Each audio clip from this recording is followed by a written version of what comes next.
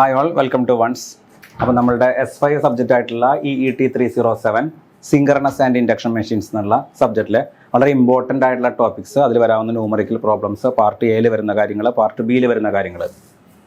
അപ്പോൾ അതിൽ module wise പറയുകയാണെങ്കിൽ മൊഡ്യൂൾ 1 ഇതാണ് ഇതിൻ്റെ സിലബസ്. അപ്പോൾ ഇതിൽ പ്രധാനമായിട്ട് ചോദിക്കാൻ സാധ്യതയുള്ളത് constructional feature of an alternator ചോദിക്കാറുണ്ട്. Differentiate between salient pole alternator and non salient pole alternator. അത് പാർട്ട് എയിലും ചോദിക്കാറുണ്ട്, പാർട്ട് ബിയിലും ചോദിക്കാറുണ്ട്. പാർട്ട് എയിൽ ചോദിക്കുകയാണെങ്കിൽ ആ പോയിന്റുകൾ മാത്രമായിട്ട് എഴുതിയാൽ മതി. പാർട്ട് ബിയിൽ ചോദിക്കുകയാണെങ്കിൽ ആ മാർക്കിനനുസരിച്ച് സാലിയൻ പോൾ അൾട്ടർനേറ്ററിൻ്റെ ഫിഗർ വരയ്ക്കണം, non salient pole alternator list ആ റോട്ടോറിൻ്റെ ഫിഗറെങ്കിലും വരച്ചിട്ട് ഒരു 4 പോയിന്റ് വെച്ച് നമ്മൾ എക്സ്പ്ലെയിൻ ചെയ്യണം. അത് ഈ കൺസ്ട്രക്ഷണൽ ഫീച്ചറിനായിരിക്കും ചിലപ്പോൾ ചോദിക്കുക, അല്ലെങ്കിൽ differentiate between salient pole alternator and non salient pole alternator. അത് വളരെ ഇമ്പോർട്ടൻ്റ് ആയിട്ടുള്ള ക്വസ്റ്റൻ ആണ്. അത് കൂടുതലും എ പാർട്ടിലാണ് കാണാറ്. എ പാർട്ടിലാണെങ്കിൽ പടം വരയ്ക്കേണ്ടതില്ല.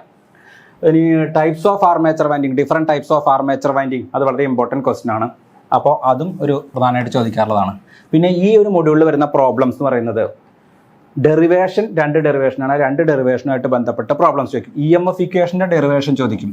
4.44 FIT KC/KD. അതിൽ KCയുടെ ഡെറിവേഷൻ, KDയുടെ ഡെറിവേഷൻ, EMF ഇക്വേഷൻ്റെ ഡെറിവേഷൻ, ഇതിൽ ഏതെങ്കിലും ഒന്ന് ചോദിക്കാൻ സാധ്യതയുണ്ട്. അതുമായിട്ട് ബന്ധപ്പെട്ട പ്രോബ്ലംസ്. അപ്പോൾ മൊഡ്യൂൾ 1 നിന്ന് നിങ്ങൾ എക്സ്പെക്ട് ചെയ്യാവുന്ന പ്രോബ്ലം എന്ന് പറയുന്നത് EMF ഇക്വേഷൻ്റെ പ്രോബ്ലം, അല്ലെങ്കിൽ KC കണ്ടുപിടിക്കാനുള്ള പ്രോബ്ലം, അല്ലെങ്കിൽ KD കോയിൽ സ്പാൻ ഫാക്ടറും ഡിസ്ട്രിബ്യൂഷൻ ഫാക്ടറും. അത് ഫണ്ടമെൻ്റലിലുള്ളത്, 3rd ഓർഡർ ഹാർമോണിക്സിലുള്ളത്, 5th ഓർഡർ ഹാർമോണിക്സിലുള്ളത്. അപ്പോൾ ഇക്വേഷനിൽ ചെറിയ വ്യത്യാസം മാത്രമേ വരുന്നുള്ളൂ. അപ്പോൾ അത് വെച്ചിട്ട് ഇത്രയും ന്യൂമറിക്കൽ പ്രോബ്ലംസ് എന്ന് പറഞ്ഞു കഴിഞ്ഞാൽ മൊഡ്യൂൾ 1 നിന്ന് KCയുടെ, അതുപോലെ തന്നെ KDയുടെ, അതുപോലെ തന്നെ EMF ഇക്വേഷൻ്റെ പ്രോബ്ലമാണ് ചോദിക്കുക. മറ്റേ ഇമ്പോർട്ടൻ്റ് ആയിട്ടുള്ളത് different types of armature winding ചോദിക്കും. പിന്നെ salient pole alternator and non salient pole alternator തമ്മിലുള്ള വ്യത്യാസം ചോദിക്കും. വേറൊരു പ്രധാനപ്പെട്ട ഒരു ക്വസ്റ്റ്യൻ കൂടി ചോദിക്കാം, അതായത് working principle of an alternator. അത് ഫാരഡേസ് ഫസ്റ്റ് ലോ ആണ്. അപ്പോൾ അങ്ങനെ പറയുമ്പോൾ what are the advantages of keeping the armature winding stationary? അത് വളരെ ഇമ്പോർട്ടൻ്റ് ആയ ഒരു പോയിന്റ് ആണ്. Advantages of keeping the armature winding stationary. Armature winding അതൊരു 5-6 പോയിന്റ് ഉണ്ട്. ആ പോയിന്റ് ബൈ പോയിന്റ് ആയിട്ട് അത് എ പാർട്ടിൽ ചോദിക്കാനാണ് സാധ്യത കൂടുതൽ. പിന്നെ ഹാർമോണിക്സും അതിൻ്റെ സോഴ്സസും അതിൻ്റെ സപ്രഷൻ, അത് ചോദിക്കാൻ സാധ്യതയുള്ള ഒരു ക്വസ്റ്റ്യൻ ആണ്. പിന്നെ ആർമേച്ചർ റിയാക്ഷൻ, അടുത്ത ഇമ്പോർട്ടൻറ്റ് പോയിന്റ് ആണ് ആർമേച്ചർ റിയാക്ഷൻ. അതിൽ ഡിഫറെൻറ്റ് ഇഫക്റ്റുകളുണ്ട്. അത് ലാഗിങ് പവർ ഫാക്ടറിൽ, ലീഡിങ് പവർ ഫാക്ടറിൽ, യൂണിറ്റി പവർ ഫാക്ടറിൽ അങ്ങനെ വർക്ക് ചെയ്യും. അതിന് 2 ഇഫക്റ്റ് ഉണ്ട്, demagnetising effect, cross magnetising effect. ഇതാണ് പ്രധാനം. പിന്നെ ഫേസർ ഡയഗ്രാം, ലോഡ് കാര, ഇതാണ് വേറെ ചോദിക്കാൻ സാധ്യതയുള്ള ക്വസ്റ്റ്യൻസ്. അപ്പോൾ important questions: differentiate between salient pole alternator and non salient pole alternator. What are the advantages of keeping the armature winding stationary. അടുത്ത question different types of armature winding. അടുത്തത് what are the causes of harmonics and suppression of harmonics.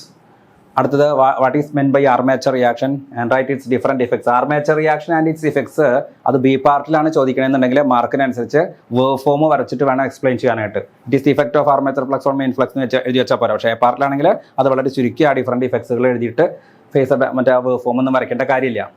പിന്നെ phasor diagram, load കാര, ഈ കാര്യങ്ങൾ A പാർട്ടിൽ ചോദിക്കാനാണ് സാധ്യത കൂടുതൽ. അത് വളരെ സിമ്പിൾ ആയിട്ടുള്ള സർക്യൂട്ട് ഡയഗ്രാണ്. കാരണം resistance, leakage, reactance, armature reaction വരച്ച് കഴിഞ്ഞാൽ ഡയഗ്രായി. ഇക്വലന്റ് സർക്യൂട്ട് പഠിച്ചിട്ട് ഫേസർ ഡയഗ്രാം പഠിക്കുക. ഇക്വലന്റ് സർക്യൂട്ടും ഫേസർ ഡയഗ്രാം, ഈ 3 പോയിന്റുകളാട്ടോ. ഇക്വലന്റ് സർക്യൂട്ട്, ഇത് 3ഉം കണക്ട് ചെയ്ത് പഠിക്കുക. വളരെ സിമ്പിളാണ്. കുറച്ച് കാര്യങ്ങൾ മാത്രം എഴുതിയാൽ മതി. ഈ 3 ക്വസ്റ്റ്യൻസ് പാർട്ട് എയിൽ ചോദിക്കാനാണ് സാധ്യത കൂടുതൽ. പ്രോബ്ലംസ് ഞാൻ നേരത്തെ പറഞ്ഞ പോലെ തന്നെ EMF ഇക്വേഷനും KC/KD. ഇതാണ് മൊഡ്യൂൾ 1ന്റെ important topics. I think it is clear. അടുത്തത് മൊഡ്യൂൾ 2 ആയിട്ട് ബന്ധപ്പെട്ട് ഇമ്പോർട്ടൻ്റ് ആയിട്ടുള്ള ടോപ്പിക്കുകൾ എന്ന് പറഞ്ഞു കഴിഞ്ഞാൽ വോൾട്ടേജ് റെഗുലേഷൻ വളരെ ഇമ്പോർട്ടൻ്റ് ആയിട്ടുള്ള ടോപ്പിക്കാണ്.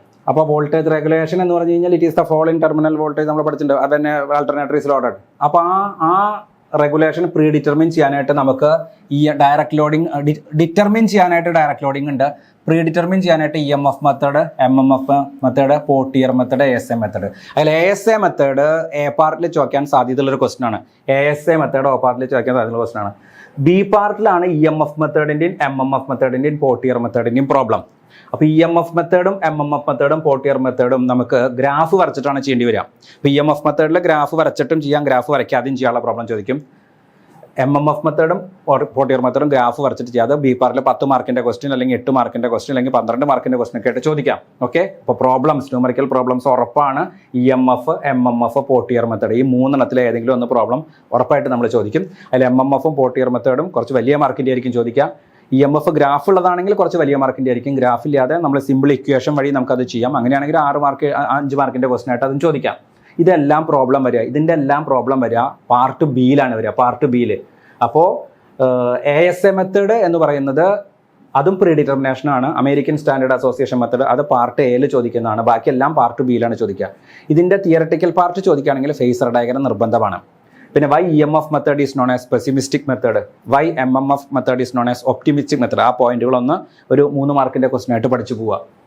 പിന്നെ അടുത്തത് ബ്ലോണ്ടൽസ് 2 റിയാക്ഷൻ തിയറി XD/XQ അത് ചോദിക്കും. പിന്നെ എ പാർട്ടിൽ ചോദിക്കാൻ ഏറ്റവും കൂടുതൽ പ്രാവശ്യം ചോദിച്ചുള്ളതാണ് phasor diagram of a salient pole alternator, phasor diagram of a salient pole alternator. Okay, പിന്നെ സ്ലിപ്പ് ടെസ്റ്റ്. ഈ 3 പോയിന്റുകളാണ് ഈ ഒരു പാരഗ്രാഫിൽ ചോദിക്കുക. ഒന്ന് ബ്ലോണ്ടൽസ് 2 റിയാക്ഷൻ തിയറി അത് എക്സ്പ്ലെയിൻ ചെയ്യല്. 2 സ്ലിപ്പ് ടെസ്റ്റ് വെച്ചിട്ട് എങ്ങനെ how can we determine XD and XQ. ഈ ബ്ലോണ്ടൽസ് 2 റിയാക്ഷൻ തിയറി എ പാർട്ടിലാണ് ചോദിക്കുക. XD/XQ by slip test B പാർട്ടിലാണ് ചോദിക്കുക. അപ്പോൾ അതിനനുസരിച്ച് അതിൻ്റെ സർക്യൂട്ട് ഡയഗ്രാം ടാബ്ലക്കോളം കാര്യങ്ങളൊക്കെ എഴുതുക.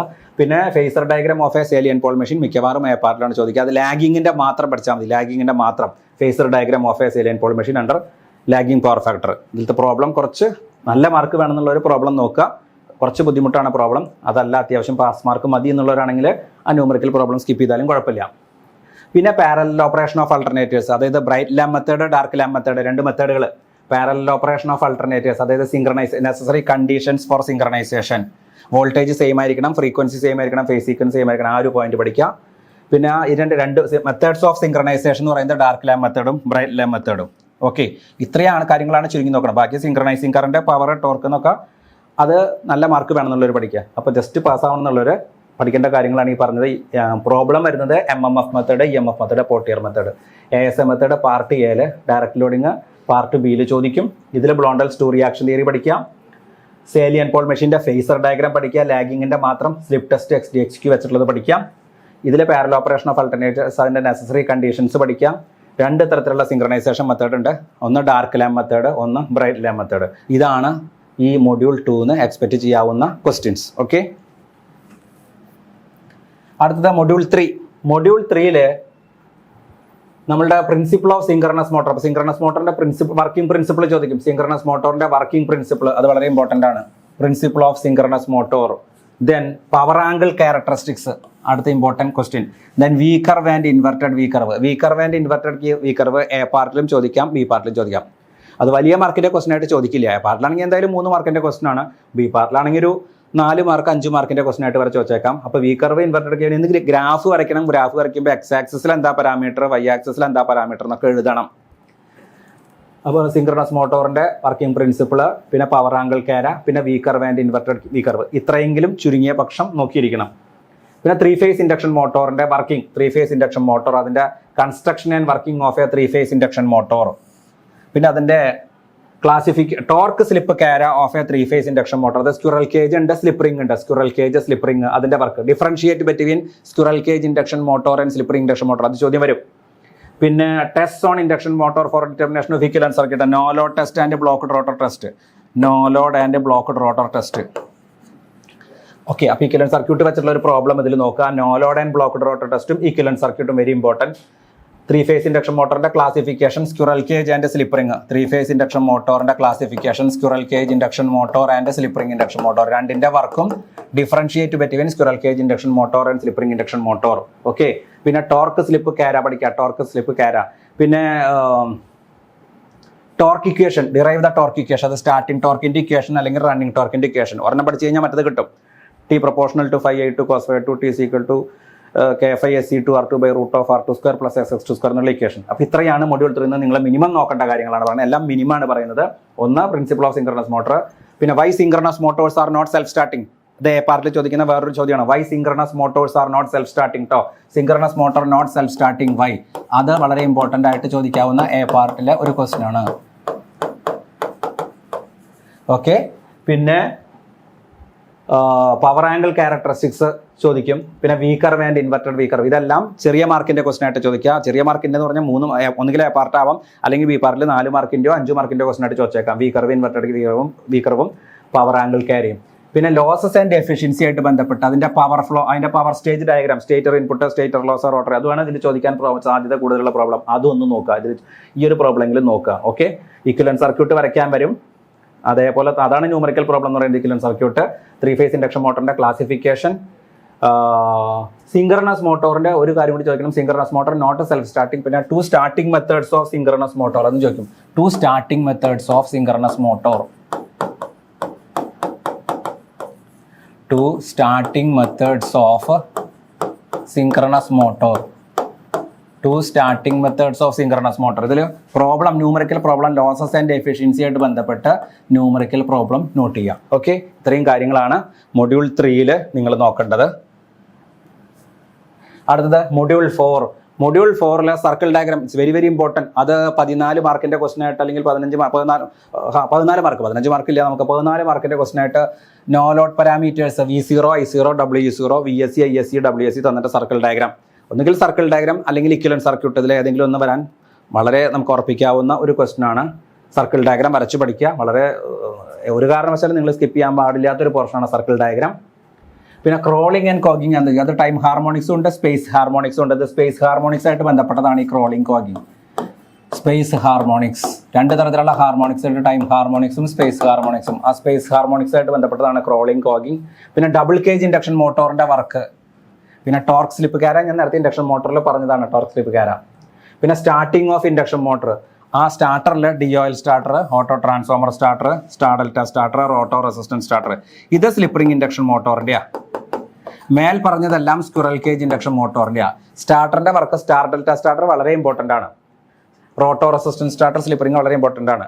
ഇത് എല്ലാം ചോദിക്കാൻ സാധ്യതയുണ്ടെങ്കിലും കുറച്ച് കൂടുതൽ സാധ്യത ഒന്ന് സ്റ്റാർ ഡെൽറ്റ സ്റ്റാർട്ടറും ഒന്ന് റോട്ടോ റെസിസ്റ്റൻസ് സ്റ്റാർട്ടറാണ്. എനിവേ എല്ലാം നിങ്ങൾ പഠിച്ചിരിക്കണം, പക്ഷേ ഫിഗർ വരച്ചിട്ട് വേണം എക്സ്പ്ലെയിൻ ചെയ്യാൻ. ഫിഗർ ഇല്ലാതെയുള്ള എക്സ്പ്ലനേഷൻ മീനിങ്ലെസ് ആണ്, ഒരു കാര്യമില്ല. അതുപോലെ ടോർക്ക് സ്ലിപ്പ് കയറാന്നൊക്കെ പറഞ്ഞാൽ ഫിഗർ വരയ്ക്കാതെ എന്താ എക്സ്പ്ലനേഷനാണ്? അപ്പോൾ അത് നോക്കുക. അപ്പോൾ ഇൻഡക്ഷൻ മോട്ടറിലെ സ്റ്റാർട്ടറുകൾ DOയിലും ഓട്ടോ ട്രാൻസ്ഫോമറും സ്റ്റാർ ഡെൽറ്റ സ്റ്റാർട്ടറും സ്ക്വിറൽ കേജിന്റെ ഈ റോട്ടോ റിയോസ്റ്റാറ്റിക് സ്റ്റാർട്ടർ എന്ന് പറയുന്നത് സ്ലിപ്പറിംഗിന്റെ പടം വരച്ച് പഠിക്കാം, വർക്കിംഗ് പഠിക്കാം. സ്പേസ് ഹാർമോണിക്സ് ചോദിക്കുമ്പോൾ ക്രോളിംഗും കോഗിങ്ങും. സർക്കിൾ ഡയഗ്രാം വലിയ മാർക്കിന്റെ B പാർട്ടിലെ ക്വസ്റ്റ്യൻ.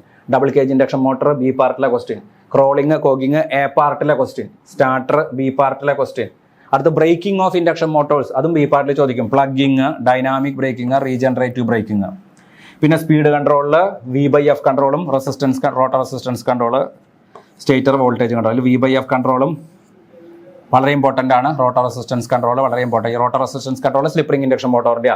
അപ്പോൾ braking of induction motors 3 speed control of induction Motors important ടോപ്പിക്കാണ്. അപ്പോൾ മൊഡ്യൂൾ 4 നമുക്ക് ഏറ്റവും കൂടുതൽ മാർക്ക് ചെയ്യാവുന്ന 2 മൊഡ്യൂളുകളാണ് മൊഡ്യൂൾ 4ഉം മൊഡ്യൂൾ 5ഉം. അതിൽ ഫിക്സഡ് ക്വസ്റ്റ്യൻസ് തന്നെ. സ്റ്റാർട്ടറുകൾ പഠിക്കുക, സർക്കിൾ ഡയഗ്രാം പഠിക്കുക, ഡബിൾ കേജ് ഇൻഡക്ഷൻ മോട്ടർ പഠിക്കുക, ക്രോളിംഗ് കോഗിങ് പഠിക്കുക. ഇതൊന്നും അല്ലാതെ ഇതിൽ ചോദിക്കാനത് അധികമൊന്നുമില്ല. നമുക്ക് ഏറ്റവും കൂടുതൽ നമ്മളുടെ എന്താ പറയുക, നമുക്ക് ഏറ്റവും കൂടുതൽ ഫിക്സഡ് ഡെപ്പോസിറ്റ് പോലെ കരുതാവുന്ന കുറേ ക്വസ്റ്റ്യൻസ് ആണ് ക്രോളിംഗ് കോഗിങ്. അതുപോലെ തന്നെ സ്പേസ് ഹാർമോണിക്സ് തന്നെയാണ് ക്രോളിംഗ്. ഡബിൾ കേജ് ഇൻഡക്ഷൻ മോട്ടറിന്റെ വർക്ക്, ടോർക്ക് സ്ലിപ്പ് കാര നമ്മൾ നേരത്തെ പറഞ്ഞതാണ്. ഡിഫറെന്റ് ടൈപ്സ് ഓഫ് സ്റ്റാർട്ടേഴ്സ്, പിന്നെ ബ്രേക്കിംഗ് ഓഫ് ഇൻഡക്ഷൻ മോട്ടർ, അതുപോലെ തന്നെ സ്പീഡ് കൺട്രോൾ. ഈ സ്പീഡ് കൺട്രോളും ബ്രേക്കിംഗ് ഓഫ് ഇൻഡക്ഷൻ മോട്ടറൊക്കെ വരയ്ക്കുമ്പോൾ വിത്ത് ഫിഗർ വേണം explanation.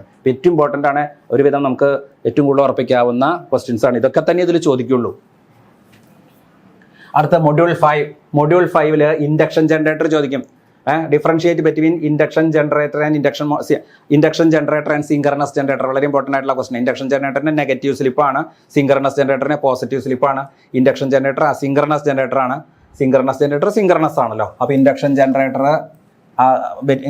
Differentiate between induction generator and synchronous generator, അതൊരു ക്വസ്റ്റൻ ആണ്. അടുത്തത് classification grid connected and self excited induction generator, അല്ലെങ്കിൽ differentiate between grid connected and self excited induction generator. Okay, അപ്പോൾ അതാണ് പ്രധാനപ്പെട്ട കാര്യങ്ങൾ. അപ്പോൾ advantages and disadvantages of induction generator വരും, അതൊന്ന് പഠിക്കണം. അതായത് പിന്നെ grid connected induction generator and self excited induction generator, പിന്നെ comparison between induction generator and synchronous generator. Induction ജനറേറ്ററായിട്ട് ബന്ധപ്പെട്ട് ഈ 3 ടോപ്പിക്ക് പഠിക്കാം. Comparison between synchronous generator and induction generator, advantages and disadvantages of induction generator, grid connected and self excited induction generator. അടുത്ത single phase induction motor, double field revolving theory is very important. Double field revolving theory ഇതെല്ലാം B പാർട്ടിലെ questions ആയിട്ടാണ് കൂടുതൽ വരിക. Okay, single phase induction മോട്ടറിന്റെ equivalent circuit. Then different types of single phase induction motor, അതായത് split phase induction motor, shaded pole induction motor. Split ഫേസിൽ തന്നെ capacitor motor, capacitor start induction motor, capacitor start, capacitor run motor.